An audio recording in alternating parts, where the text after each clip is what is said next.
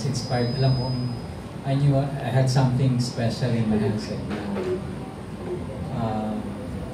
Yun, mga writers din naman kayo, siguro naiintindihan yun eh, yung basta na lang nagpo-flow out of you, na sobrang alam mong ang ganda eh, tuloy-tuloy lang yung susulat ko. So, makikita nyo naman hopefully sa screen yung kung gaano ka-special yung kwento nito. Salamat. Thank you, Eric. Si Eric po nagsulat ng screenplay, pero bahagi rin po siya ng kwento na sinulat ni na Ferdinand Dizon Lapus at Direk Joel LAMANGAN. Now, tanip naman natin si Direk Joel. Direk, yung mga ganito bang kwento, challenging pa sa iyo? Ano ang challenge sa ito bilang alam na ng lahat ang husay mo bilang director? Itong mga ganitong kwento ang hindi masyadong kinukwento. Ito yung mga tao na gusto nilang natin ipakita ang uri ng buhay nila na tinatago ng karamihan. Bilang nasa sining, nais natin ipakita ang ganong katotohanan sa pamamagitan ng tinatawag nating paggawa ng ganitong uri ng pelikula. Mahirap bang gawin ng ganitong kwento? Hindi din madali. May kahirapan din dahil dapat bigyan mong katuparan ang katotohanan na gusto mong ipakita doon sa pelikula. Sapagkat ito naman ay family drama, isang Filipino family drama. Bakit? Sapagkat iba naman ang uri ng pamilyang Pilipino sa ibang uri ng pamilya sa ibang bansa. Dito, kitang-kita ang kultura, kung paano pumapalaot ang kultura sa pag-solve ng mga problema kinakaharap ng isang pamilya. Ipinakita dito na ang pagmamahal sa isa't isa ay mananatili kahit na gaano kadami ang problema. Yun ang sinasabi ng pelikula. Direk, ang pagbibigyan, may baguhan, mayroong mga senior, ay may mga young. Ikaw ba, paano mo na-handle yung ganyan ensemble acting ng mga seniors and mga juniors, mga mas bata?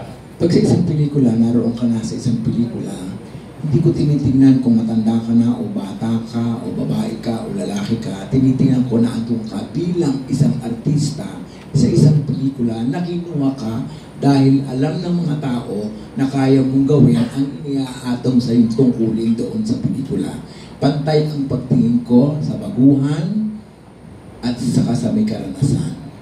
Doon sa mga baguhan na nais maging katulad ng may karanasan, siyempre may konting pagfa-fight, paglaban upang umangat at maging kagaya noong mga may karanasan na. Ang direktor ang magtitimpla ng lahat ng iyon. Hindi ganun kadali, pero challenging yun para sa lahat. Pero hindi ko tinitingnan, binibigyan ko priority yung matanda, yung bata, hindi. Tinitingnan ko lang sila lahat bilang isang artista na kasama sa isang paggawa ng pelikula. Okay, yun po. Sa mga, may mga nakatikim ba sa'yo din? May mga hagupit ka ba? Masama naman yung impression na yun. Wala namang nakakatikim. Wala naman. I mean, nakakatikim na. May nakahagupit ka ba? Sa senior. How do you deal with seniors? Or wala naman. Wala. Because they know what they have to do. Because in my set, alam nila ang responsibilidad nila. Kapag hindi nila alam ang responsibilidad nila, doon lamang sila makakatikim. Hindi dahil sila ay matanda o bata, kundi dapat responsable sila. Una, dahil binabayaran sila para gawin yon. Pangalawa, tinanggap nila. Ibig sabihin, dapat responsibilidad nila yung gawin. Okay, thank you. Now we will open the floor para sa ating mga vlogger friends. May tanong ba kayo sa ating cast, director and writer? Yes, ma'am? Good morning. Good afternoon po. Okay. Natanong ko lang po kung based on real life ba yung naging inspiration ng story? Walang isang istoryang pinagbasihan, pero ito'y batay sa obserbasyon sa iba't ibang uri ng buhay na nakasalumuha ko sa aking 64 years na pagtigil dito sa daigdig na ito.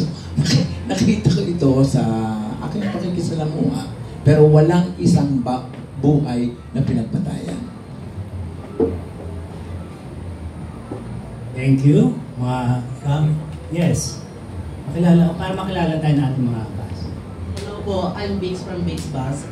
Direk, ang tanong ko lang po, what's the one thing that straight men should learn from the gays? Ano ang isang bagay na maaaring matutunan Mga straight. ng mga straight? Sa mga gays. Ang magpagtingin sa pagmamahal ay dapat walang kasariang tinitingnan. Ang pagmamahal sa isang bakla at sa isang lalaki at sa isang tomboy ay dapat pareho lamang. Iyon ay pagmamahal. Kapag pagmamahal, walang tinitingnan pagbabahag-bahagdan. Dapat ang lahat ng tao ay may malinaw na magtingin sa konsepto ng pagmamahal. Dapat tratuhin ang makakaiba. Kakaiba dahil sila ay bakla, dahil sila ay tomboy. Dapat tratuhin pantay at tratuhin bilang tao. Thank you po. Okay, sabihin yung ano niya para alam nila. Good afternoon po, Stanley from Reserve Delta. Direct question ko lang po, ano yung sa konsepto ng sinabi kanina ni First Ghost Teacher kanina na pag nagmahal ka ng bakla ka na ng iba? Kasi stigma pa rin yan hanggang ngayon sa society. Iyon ang paniniwalang tradisyonal ng mga taong hindi nakakaintindi ng lubusan sa konsepto ng pagmamahal. Nakakalungkot dahil meron pang mga taong tumitingin sa ganung uri ng pagmamahal. Na pag nagmahal ka ng isang saging, ng isang buko, ng isang papaya, kakaiba ka na. Hindi, pagmamahal pa din yun. Ang pagmamahal, sinasabi ko, ay dapat hindi nagkakaroon ng delineation. Dahil siya ay bakla, ibang pagmamahal ko sa kanya. Pero tao rin naman siya. Wala namang diferensya. Nagkaiba lamang sa preference niya kung paano i-express ang kanyang sexual desires. Pero tao pa rin naman siya na dapat tinatrato bilang tao. Isa lang naman ibig sabihin ng pagmamahal. Pagmamahal. Isa lang naman yun. Thank you. Yes, sir. Thank you. Good afternoon po, I'm Omar from Oxy. Doon sa cast po, gusto kong malaman kung paano kapag in real life nangyari ito sa inyo and ano yung gagawin niyo? Ay, or ito na lang, ano yung natutunan nyo dun sa buong konsepto ng movie? Sige, yeah.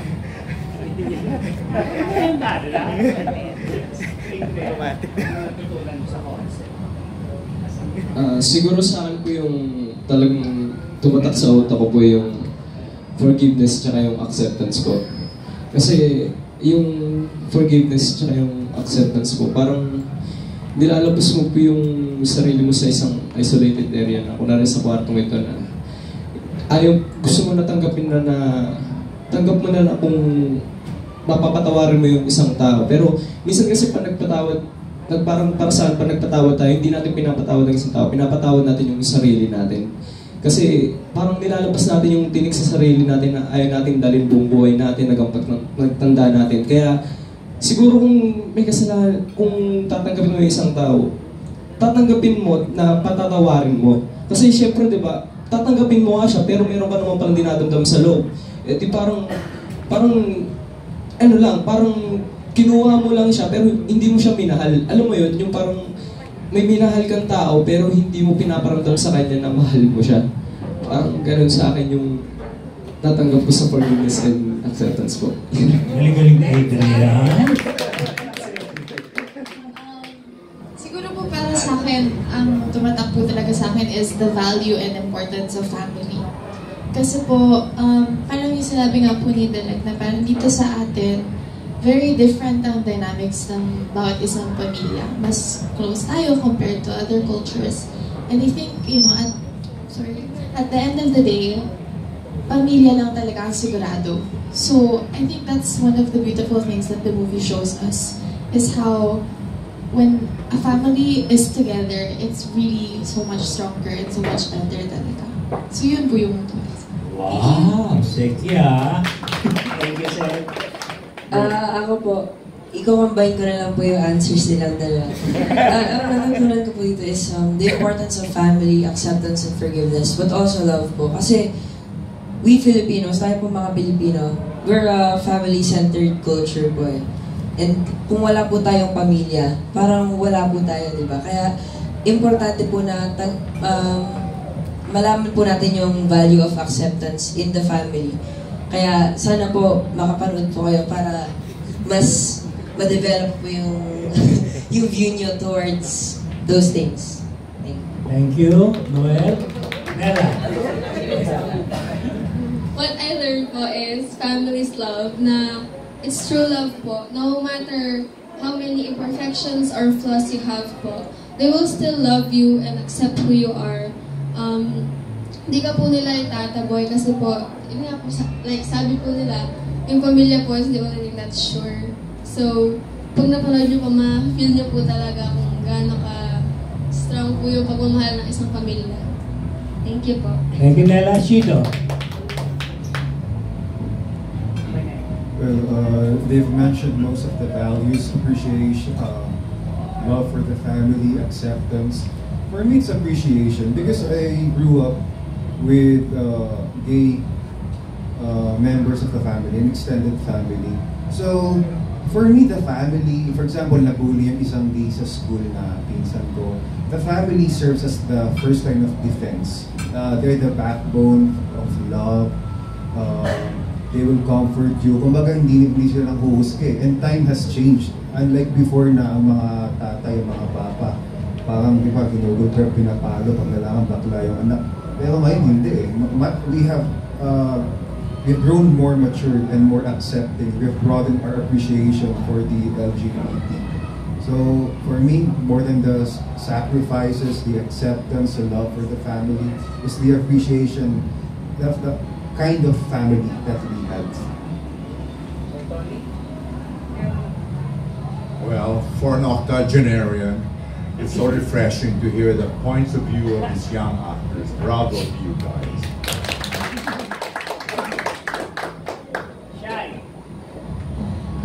For me, siguro, sa buong pelikula, it will make you think and look deeper with your choices in life. Na parang, there's this beautiful scene where Tito Eddie says to us na parang, 2018 na, diba? Diba, it makes you really think na 2018 na, sa dami ng bago at nag-advance na, pero bakit ang pag-uutak ng Pinoy hindi pa rin masyadong nag-a-advance pagdating sa mga ganitong bagay? And yung time limit mo sa mundo, di ba? Na bakit hindi mo na lang i-express yung pagmamahal mo sa mga taong mahal mo, dahil parati natin iniisip yung sasabihin ni ganito, pero ikaw nagsasuffer ka deep inside because you cannot express yourself freely. So I think those are some of the questions na sinasabi ng pelikula at mapapaisip ka, at we hope sana naman we get the message across and make you what you call this, decide on what you should do na agad. Parang ganun. Thank you, Shine. Yeah, ito sir. Mike po of Rainbow Sunset. Question ko lang for Direk and Miss Sunshine. Di ba mayroon tayong kasabihan towards the end of the rainbow may pot of gold?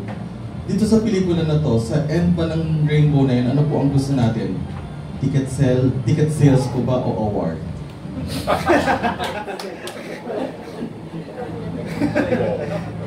Ako gusto kong kumita siya para meron pang susunod na pelikula. Kasi kapag kumita, nahahaba ang pagbuo ng pelikula, maraming magkakaroon ng trabaho. Napaka-hypocrite ako naman kung sabihin kong ayaw ko ng award. Of course, gusto ko rin ng award para naman invalidation na may ginawa kami maganda na consider.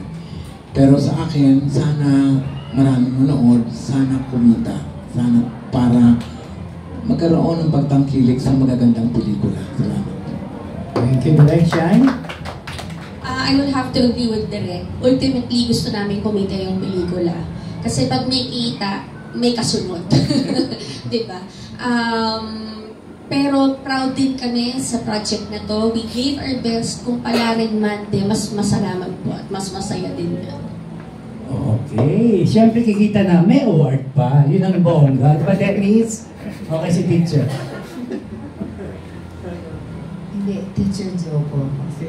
Anyway, congratulations po. Siguro po, kasi dahil Pasko, tapos it's a family movie, and somehow, aside from the issue about that LGBT, parang meron siyang dun sa trailer na layers ng mga issues ng pamilya. Oo, siguro po ang itatanong ko, ano po yung pinaka-abangan namin mga linyang hugot na, kumbaga, I wanted to say that if I were in that situation and I wasn't able to say it, pero kumbaga, importanteng mga, ang ganda naman ng linya na yun, parang sana dapat kaya ko rin gawin sabihin yun sa pamilya ko. Pero po ba kami nga abang mga yan? Si Eric.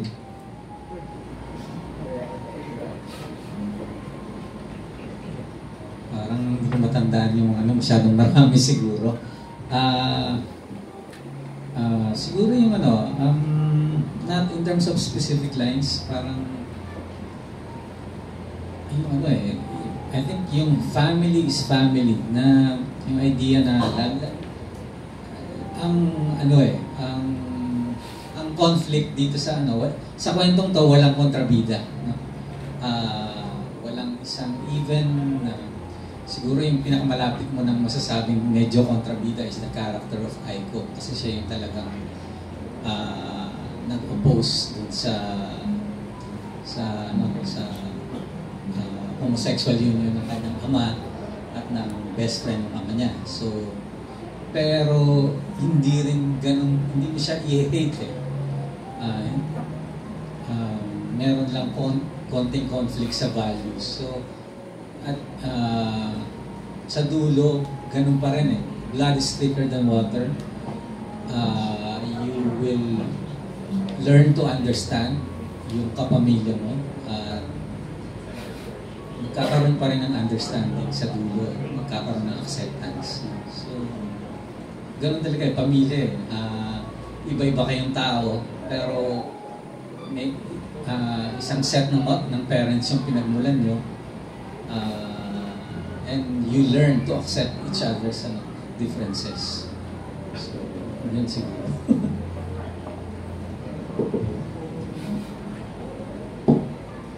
Okay, thank you, ma'am. Ito pa, may question. Or yun? For Direk Joe, Direk, anong difference nitong Rainbow Sunset sa mga nagawa ninyong parang gay romance?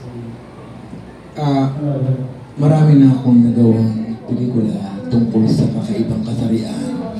Anong pagkakaiba nito? Ang pagkakaiba nito, malaki ang emphasis nito sa istorya ng pamilya.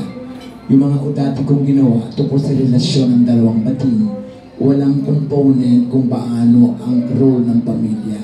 Ito, malaki ang saysay ng kwento ng pamilya sa kabuuan ng buong pelikula.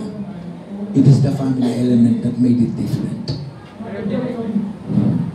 Pero Direk, you think na mas more welcoming yung mga tao ngayon kasi noon sa mga pelikula na with the same team?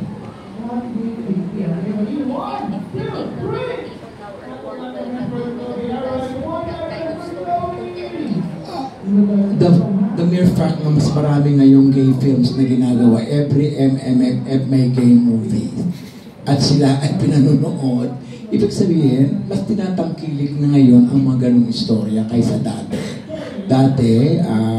At hindi na ngayon nakakahon ang pag-interpret sa isang bakla. Hindi na siya ngayon caricature.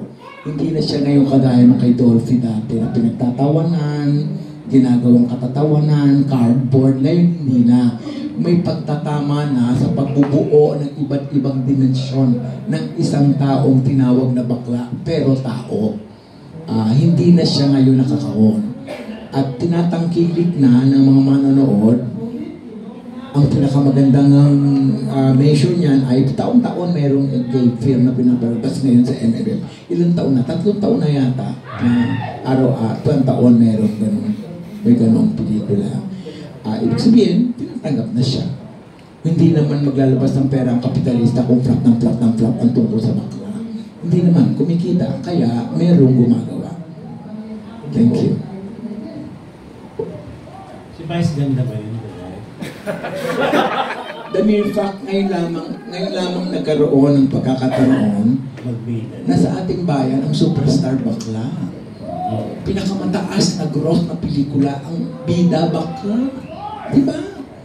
600 million kinita ng pelikula ni Vice Ganda. Hindi pa yung nagawa ng kahit sino. Isang baklang superstar ang nagawa. Sa panahon na ito, ibig sabihin, may malaking pagtanggap na sa mga ganong uri ng pelikula. Sa ganong uri ng tao. The fear part na halos araw-araw na papanood mo sa Showtime bakla. Diba? Ibig sabihin na malakas na ang pagtanggap, malakas na ang pagkilala. Hindi ko lang alam kung anong uri ng pagtanggap.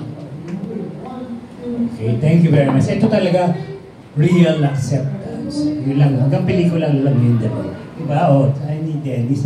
Ito, Chito, eto, siyempre maraming curious. Yung sinabi mo agad yung grabe pinagawa sa ni Direk Joel. Paano ko na-convince yun? Second movie mo kay Direk Joel to, diba?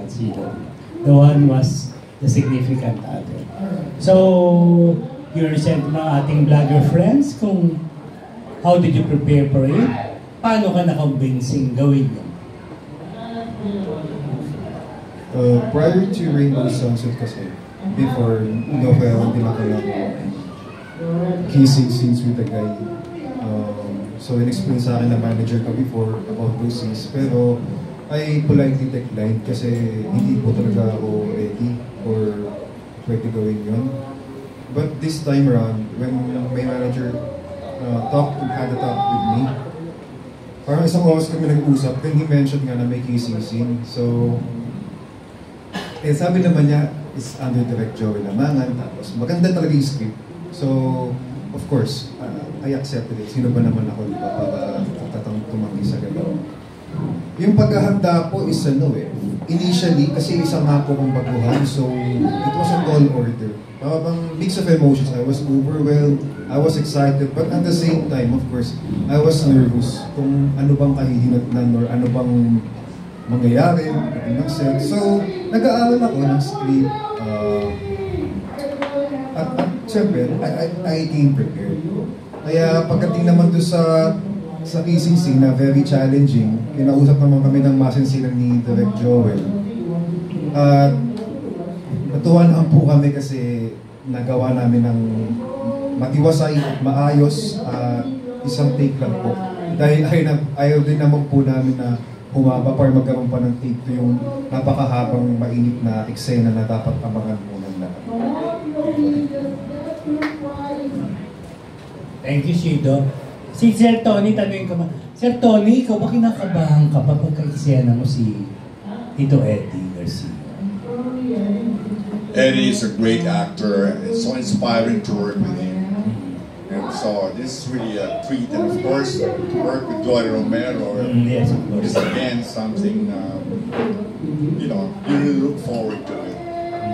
Masarap na ka-eksena sila because they're both great actors. Thank you.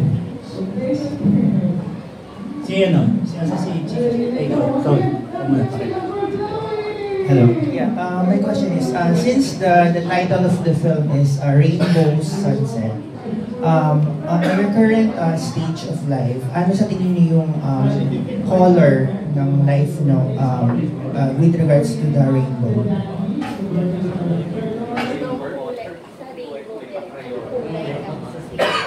Yeah, for everyone.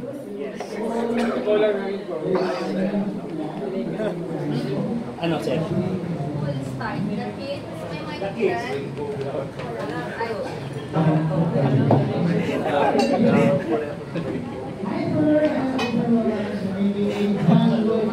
Siguro sa akin po ang kulay po ng rainbow sa akin sa buhay. Siguro rainbow po talaga. Yeah. in line with the film. Yeah. I mean, sa film din po, na talagang, I mean, rainbow po talaga. I mean, yung, hindi po kasi, hindi po sa... Multi, parang Yes. Talagang gusto ko, talagang, hindi po kasi pwedeng isang kulay lang eh. Parang kulang, alam mo po yun, parang nagluto ka, nakulang yung nilagyan mo ng ginagawang pagkain. Para sa akin, lahat talaga ng kulay, kailangan sama-sama sila. Kasi ang buhay naman talaga makulay, di ba buwa? I think for me po, it's the violet or the indigo. Kasi I think it's a very calm color. It has warm tones to it also. So I think that's the best way to describe my life right now. It's not, to me, it's not like a gloomy color or anything. I find it comforting. So that's why I choose the violets or the indigos. Can you please repeat the question? Anong kulay ng life mo ngayon sa... Right now po. Okay po. Right now, I think yung kulay po is green. Kasi siya po yung nasa gitna po ng visible spectrum po and gitna ng rainbow. And I think right now po, it's not yet the peak of my life. Parang there's more to come. And lahat naman po ng tao may rise and may fall po. Kaya sa tingin ko po, my color is green. Not only because it's my favorite color, dahil it's also a warm and calm color. And I think that it's the color that I can relate to. Thank you, Pat. I think po I'm at mga red po or orange because hindi pa, para sa akin po, hindi ko po na-reach yung I'm not even at the middle yet. So, marami pa po akong pagdadaanan and ngayon po, bata-bata pa po ako. So, ngayon po, in this age, in like our formative years po as a person, this is the part po na we get very confused po. And so, I think po, I'm at the red and orange because I'm still starting and I have to learn more in life. And what I know is just very little compared to what my parents and what other people know. So I think that I have to learn more and grow more as a person. Thank you. Ako yellow. Bakit yellow? Kasi I'm a very optimistic and positive person. So bagay sa akin yung yellow. Tsaka sa state ng buhay ko ngayon, yellow din. Kasi di ba ang yellow, you can mix it with other colors to achieve a certain color. Parang kanyari red, or ang green, blue and yellow, di ba yung gano'n? So, yellow ako. Because I can blend with, I'm easy to blend with parang anything that comes my way. And, kumbaga, may growth pa. Hindi pa ako nandun na parang, okay, yan na yun. Hindi, wala pa ako sa point na yun. So, may growth pa. So, yellow. How about you, Direk? Wala ako sa kulay ng rainbow. Dahil ang kulay ko kayo manggi. Brown, Pilipino, pagmahal sa bayan. Wala yun sa rainbow. Sir Tony! At this stage of my life, any color will do.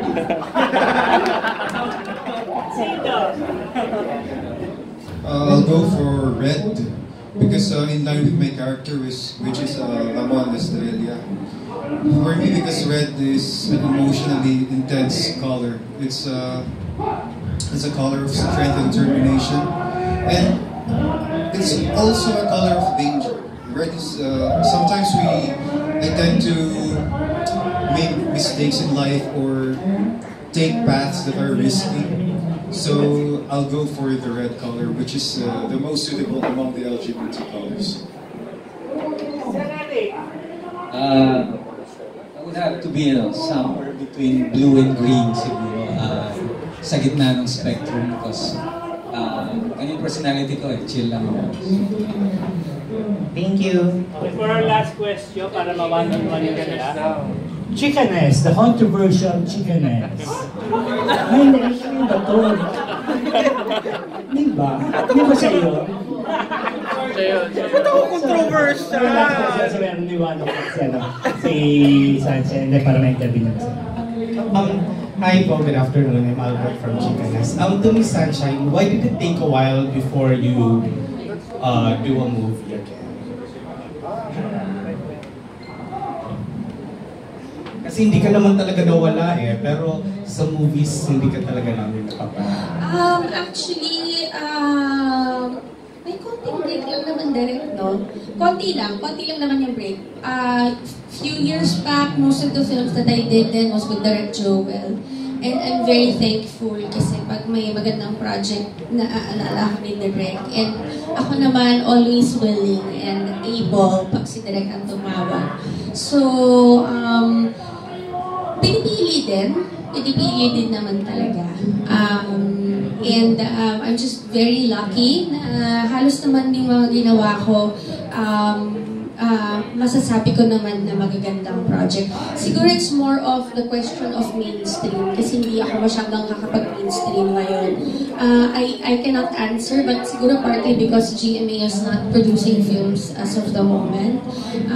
Pero okay lang, I'm not bothered kasi halos naman lahat ng nagawa kong indie masasabi ko naman na maganda.